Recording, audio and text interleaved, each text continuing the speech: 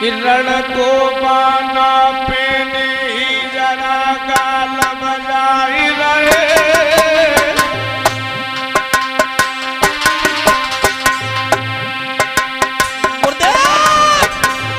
परीक्षित महाराज, मैं कभी कोई भी ऐसी बात नहीं करता हूं जो समाज में गलत संदेश जाए। बात अगर गलत होगी, चाहे वो बड़े आदमी की हो चाहे छोटे आदमी की हो, अगर उसने गलत कहा है तो उसके लिए हम बोल देता हूँ। इसलिए लोग हमारी बुराई करने में लग जाते हैं। अपनी समाज के बारे में परीक्षित महाराज बात करना क्या कोई गुनाह है? कौन बात नहीं करता अपने समाज की? भाई अपने समाज की बात करना, इसमें न कोई जातवाद होता है और न इसमें कोई बुराई है। परीक्षित महाराज, मैं अपने भाइयों की बात कर रहा हूँ, हमारे यादव भाई हैं। अगर हमारी समाज के लोग, हमारी जात के लोग किसी गलत रास्ते पर जा रहे हैं तो उनको रास्ते पर लाना ये हमारा धर्म है। जब मेरा ही परिवार बर्बाद हो रहा है, हम और परिवार कैसे बना पाएंगे? तो मैंने कोई उसने ज्यादा कोई गलत बात नहीं की ऐसे, तो लोगों ने उसका तमाशा बना दिया। लेकिन ये तमाशे बनाने वाले अपने ही कुछ हैं ऐसे लोग परीक्षित महाराज, क्योंकि अपना हमेशा गिराता है, अपना ही आगे बढ़ाता है। अपने समाज का व्यक्ति, अपनी जात का व्यक्ति, अपने गांव का व्यक्ति अगर कोई उन्नति कर रहा है, तरक्की कर रहा है, आप उसकी मदद कीजिए, उसको गिराइए मत। अगर उसको आप गिराओगे तो तुम्हारा समाज नीचे जाएगा। अगर आपके यादव समाज से कोई व्यक्ति उन्नति कर रहा है, माननीय हमारे नेताजी, कौन जानता था यादवों को? पहले हमारे नेताजी मुलायम सिंह यादव जी, जिन्होंने आज नाम रोशन किया, यादवों को लोग पहचानने लगे। याद रखना, जब कोई अपनी जात का व्यक्ति उन्नति करता है तो लोग बुराई करने में लग जाते हैं। तो हम केवल समाज के बारे में कह देता हूं तो लोग हमारे पीछे पड़ गए, और लोग पीछे पड़े। परीक्षित महाराज, हमें कोई मतलब नहीं है, हम तो सबसे लड़ता रहता हूँ। लेकिन जब कोई अपना ही गिराने की कोशिश करता है तब बहुत कष्ट होता है। कोई अपना ही बुराई कर रहा है, लेकिन मैं तो उनसे एक ही बात कहता हूँ, अरे लड़को बाना मैंने ही जड़ा गाल बजाई रहे, मोई करीबे को बदनाम यार कुत्ता चिल्लाई रहे।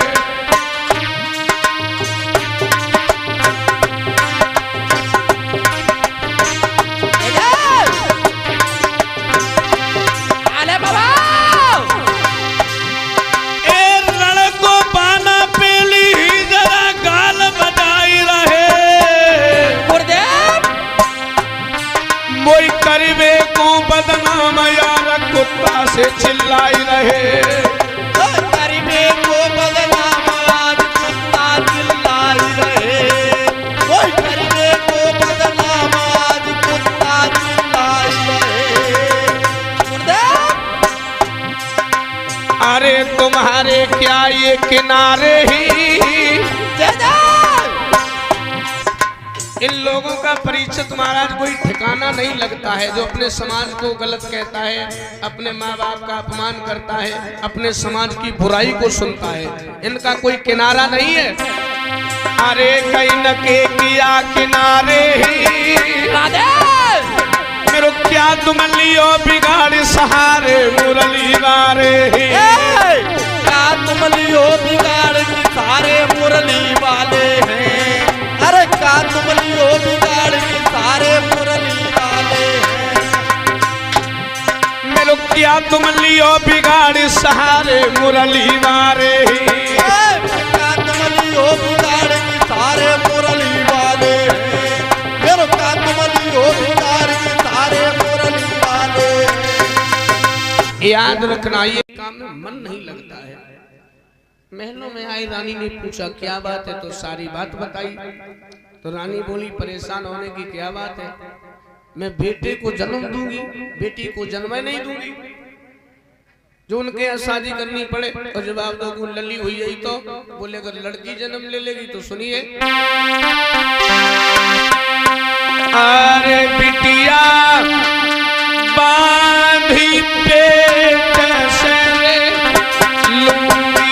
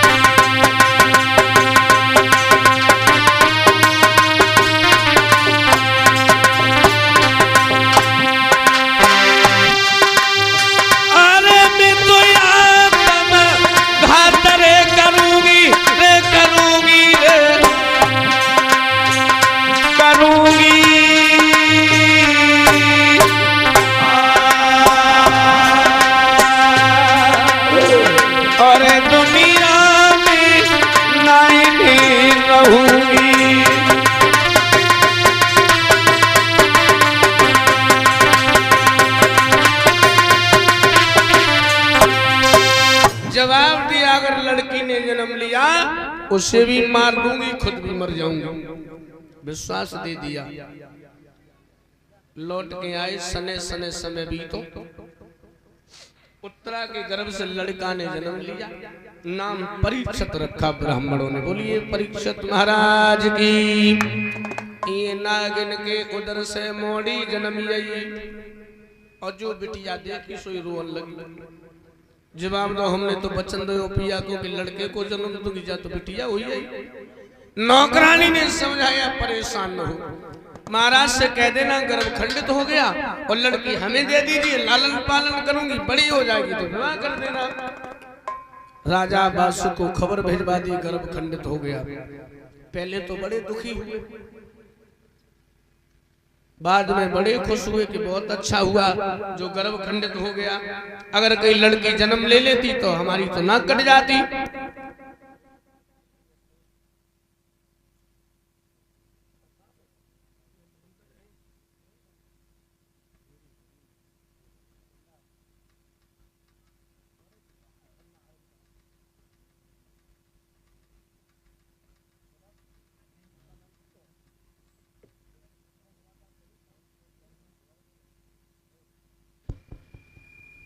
याद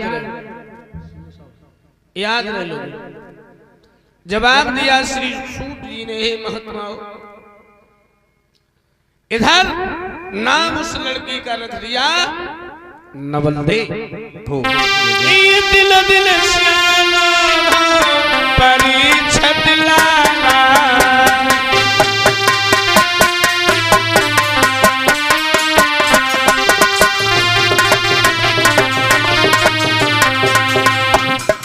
दिन दिन श्यानी भई, बोले दिन दिन श्यानी भई, नवल दे बाला, दिन दिन श्यानी भई।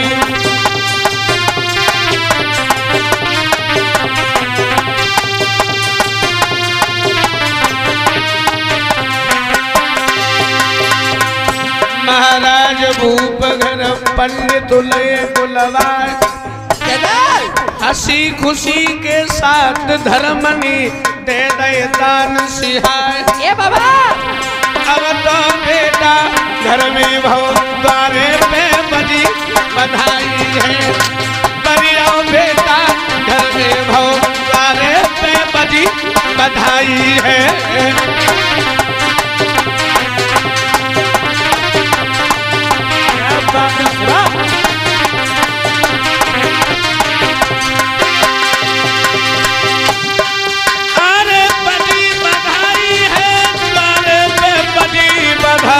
है अब तो बेटा घर में आंगन में बजी बधाई है।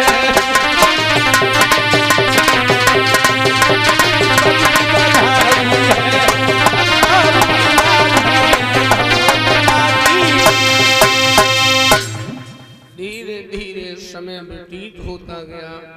एक दिन राजा बासिक चले, नवलदे अड्डा पे खड़ी है। राजा बासिक ने देखा, जवाब दिया, ये लड़की बहुत सुंदर है। कौन है, कहाँ की है, मेरे अड्डा पर क्यों खड़ी है? अपनी बेटी को देख करके महाराज के मन में लोगों पाप आ गया। महाराज को कुष्ठ रोग हो गया। पहले का नियम था परीक्षित महाराज, मनसा पाप लग जाता था। अगर आपने किसी के बारे में बुरा सोच लिया तो पाप लग जाता था। राजा बादशाह को लग गया।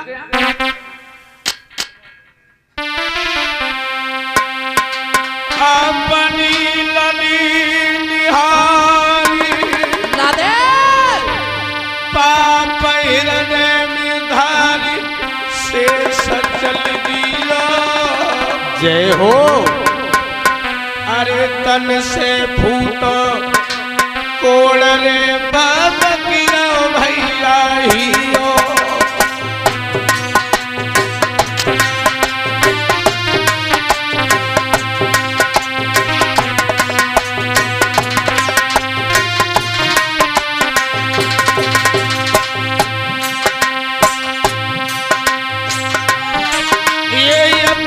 लली निहार पाप उर्धार शेष चल दिया। तन से फूटो कोड़ रे भगिया भैया हियो।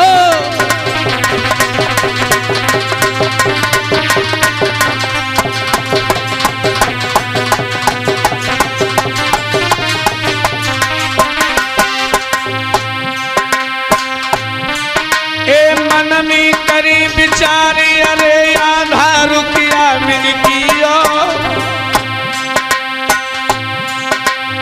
मन में करी विचारे अरे आधा रुकिया मिल कियो। कोई अनजाने में पाप बालो तो भैया किया।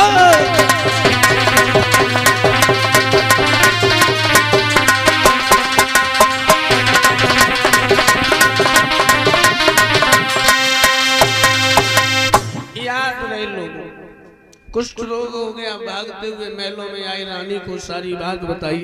जवाब दिया ये लड़की जो अड्डा पर खड़ी है वो कौन है? जवाब दिया तुम्हारी लड़की है। मेरी बेटी?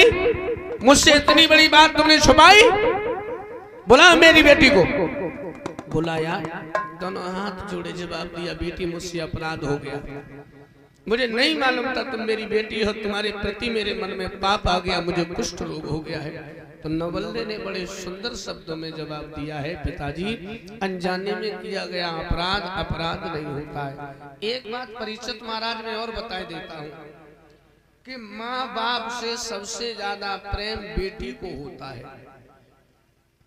लड़के एक बार को ठुकरा देते हैं अपने माँ बाप को, लेकिन परीक्षित महाराज बेटी अपने माँ बाप को कभी ठुकराती नहीं है। अगर उसके भाइयों ने उसके माँ बाप को ठुकरा दिया तो बेटी में इतनी शक्ति होती है कि वो अपने बूढ़े माँ बाप को अपने पति के घर ले जा करके उनकी सारी जिंदगी को व्यतीत कर सकती है। ये शक्ति केवल बेटियों में होती है। ओस की एक बूंद सी होती है बेटियां, ओस की एक बूंद सी होती हैं बेटियां, और प्यार में अंतर मिले तो रोती हैं बेटियां। बेटा लाज रखेगा तो एक ही कुल की, और दो दो कुलों की लाज को ढोती हैं बेटियां। भगवान बेटियां नसीब वालों को दे दो। बेटी कभी अपने माँ बाप को ठुकराती नहीं है, लेकिन आज के समय में लोगों सबसे ज्यादा कष्ट बेटियों को है। अगर माँ के उदर में है तो उन्हें खतरा रहता है कि माँ मुझे गर्भ में ही न खत्म करवा दे। जब दुनिया में जन्म लेकर के आ जाती है तो उसे घर के काम में लगा दिया जाता है। जब बेटी जवान हो जाती है तो कुछ नीचों की नजर से बचने के लिए, समाज से बचने के लिए सारी जिंदगी बेचारी को खतरा रहता है। जब शादी हो जाती है, ससुराल में पहुंच जाती है, बेचारी को वहां भी कष्ट होता है। परीक्षित महाराज लेकिन मैं तो कहता हूँ नीच हैं वो लोग जो बेटियों को कष्ट देते हैं, बेटियों को बोझ समझते हैं। बेटियां बोझ नहीं है परीक्षित महाराज। अगर घर में 4 लड़कियां हैं तो घर परिवार के लोग बड़ी मजाक बनाते हैं कि अब शादी कहां से करेगा, कहां से पैसा लाएगा। आपने देखा है किसी की लड़की बिना शादी की रह गई हो? नहीं। लड़का अच्छे अच्छे पैसा वाले के लड़ुआ घूम रहे, और का पराई बारात में लड़ुआ खाए रहे। होता ही ना, होता ही ना भैया। लेकिन बेटी किसी गरीब की भी नहीं रही हो। बेटे से बेटी का फल परीक्षित महाराज दुगना होता। बेटी लक्ष्मी होती है घर की, वो घर ही क्या जिसमें कन्या न हो। लेकिन बेटियों को बहुत दुख होता है। कुछ दिन की तो बेचारी मेहमान ही है परीक्षित महाराज, 10 साल 15 साल 20 साल, उतनी भी समय में उनको बड़ा कष्ट। एक बहन अपनी भाभी तो तुम जानते ही हो कितनी नागिन होती है। हाँ, भाभी के ब्याह जैसे हुए क्या है, जान ली घर में नंद है तो सबसे पहले भाभी जैसे घर में आए तो सबसे पहले निशाना नंद के ऊपर साधते गजराण हिंद कब टरेगी। जब का बता बस सबसे बड़ो खतरा तो नंद से ही है। है तो एक बहन अपनी भाभी से बोली, भाभी क्या? आप हमें बोझ समझती हो, मैं बोझ नहीं हूँ। रोज रोज कि रोज रोज न लला मेरी भाभी हमका हियनु बनी रही हमरे आई पिया चली गई। सजन चली गए पिया चली गए पिया चली रोज रोज न लड़ो मेरी भाभी हमका ही बनी रही मेरे आई सजन चली गई। सजन चली गए पिया चली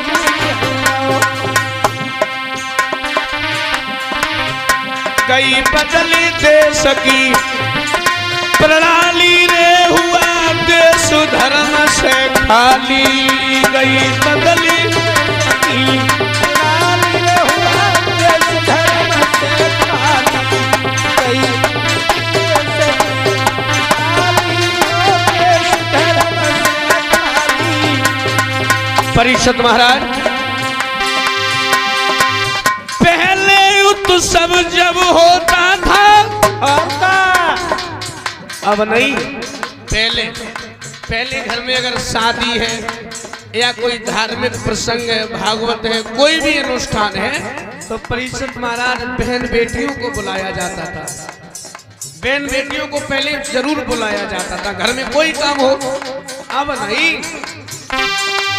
पहले उत्सव जब होता था घर पे निभानजी बुलाई।